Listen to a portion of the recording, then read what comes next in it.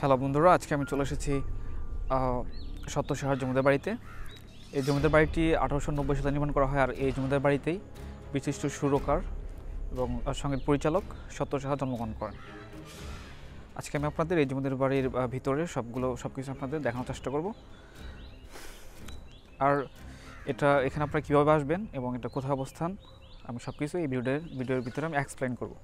তাহলে দেরি নয়, চলুন শুরু করা যাক। ভিডিওটি শুরু করার পূর্বে আপনাদের কাছে একটা রিকোয়েস্ট, আর যারা আমার ভিডিও দেখতেছেন তারা আমার চ্যানেলটিকে অবশ্যই সাবস্ক্রাইব করবেন। আপনাদের একটি সাবস্ক্রাইব আমার এই ভ্রমণযাত্রাকে বেগবান করতে পারে। নিরাশ করবেন না, এই আশা নিয়ে আজকের এই ভিডিওটি শুরু করছি। আজকে আমি ঘুরতে এসেছি সত্য সাহার জমিদার বাড়িতে। এই ভিডিওর শুরুতে প্রথমে আমরা জানব সত্য সাহা কে। সত্য সাহা হচ্ছে বাংলাদেশের প্রখ্যাত সুরকার এবং সঙ্গীত পরিচালক। সত্য সাহা 1934 সালের 25শে ডিসেম্বর জন্মগ্রহণ করেন। তার জন্মস্থান হচ্ছে উত্তর চট্টগ্রামের হাটহাজারী উপজেলাধীন নন্দীরহাট জমিদার বংশে। আর এখন যে জমিদার বাড়িটি দেখতে পাচ্ছেন, এটি তার নামে নামকরণ হয়েছে সত্য সাহার জমিদার বাড়ি। সত্য সাহার জনপ্রিয় কিছু গানের তালিকা আমি আপনাদের শেয়ার করছি। তার উল্লেখযোগ্য কিছু গান চেনা চেনা লাগে তবুও চেনা। তুমি কি দেখেছো প্রভু, বন্ধু হতে চেয়ে তোমার মনগুলো তুমি আসবে। তার এরকম বিখ্যাত কিছু গানও রয়েছে। চলুন জেনে নেই সত্য সাহার জমিদার বাড়ি সম্পর্কে। বাংলাদেশের চট্টগ্রাম জেলার হাটহাজারী উপজেলায় নন্দীরহাট গ্রামে অবস্থিত এক ঐতিহাসিক জমিদার বাড়ি। তার নাম হচ্ছে সত্য সাহার জমিদার বাড়ি।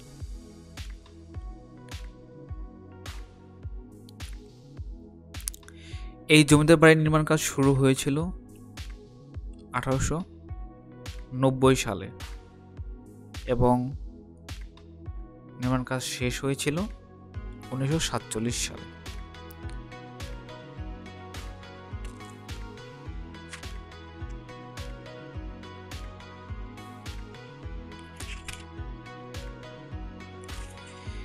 এবার চলুন জেনে নেই আপনারা কিভাবে এই জমিদার বাড়িটি সত্য সাহার ঐতিহ্যবাহী জমিদার বাড়িতে ঘুরতে যাবেন। আমি মূলত যেভাবে গিয়েছিলাম, আপনারা চট্টগ্রাম অক্সিজেন থেকে নন্দীরহাট নেমে যাবেন।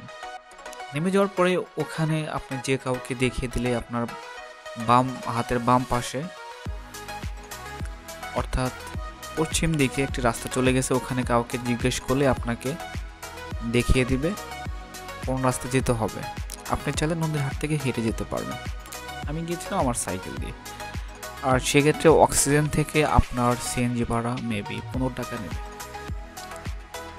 তো আপনারা চাইলে খুব সহজে কিন্তু ঘুরে আসতে পারবেন। এখন আমি আপনাদের শেয়ার করি আমি নন্দীরহাটে জমিদার বাড়িকে যা দেখেছি। এই জমিদার বাড়িটি বর্তমানে পরিচিতর অভাবে প্রায় ধ্বংসের মুখে। বিশ্বাস করবেন কিনা, আমি জমিদার বাড়িতে ভিতরে যাওয়ার পরে, আপনারা তো ভিডিও দেখতেছেন, আমি একটা লোককে খুঁজে পাইনি।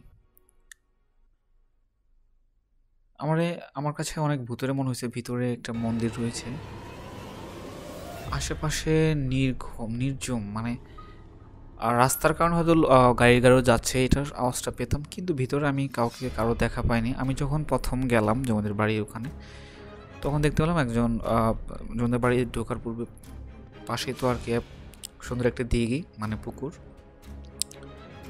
ওখানে একজন গোসল করে উঠতেছেন। একজন মধ্য ইয়াং, ওরকম ইয়াংও না, তার বয়স মেবি 35 থেকে 40-এর মতো হবে। আমি পরে তাকে জিজ্ঞেস করলাম যে আমি কি ভিতরে যেতে পারবো। পরে কিছুক্ষণ ভাবার পরে সে বলল, হ্যাঁ যেতে পারবেন, আপনি চলে ঘুরে দেখতে পারবেন। তারপরে আমি আমার ভিডিও করার জন্য সব কিছু রেডি করলাম। তারপরে দেখি উনি নেই। আমি ভিতরে যাওয়ার পরে আমি কাউকে দেখতে পাইনি, অনলি আমি একাই ছিলাম। ভিতরে লোক থাকে, কিন্তু কেমন যেন একটা পরিবেশটা আমার কাছে মানে কেমন যেন মনে হয়েছে, মানে একটু থমথম পরিবেশ, ভীতু পরিবেশ, আমার খুব ভয় লাগছিল। তো যাই হোক, এই সত্য সাহার জমিদার বাড়িটি যদি পরিচিত না করা হয় একদিন আসলেও হারিয়ে যাবে। এই ঐতিহ্যবাহী নির্মাণটা আর কখনো থাকবে না। আর ভিতরে যদি কাউকে পেতাম ওরকম ভাবে, কারণ কাউকে তো ডেকে বের করার জন্য হয়তো কেউ ছিল, কিন্তু আমি অনুভব করছিলাম যে কেউ নেই। আমার খুব ভয় লাগতেছিল, তো এই জন্য খুব তাড়াতাড়ি আমি চলে এসেছি ওখান থেকে, কারণ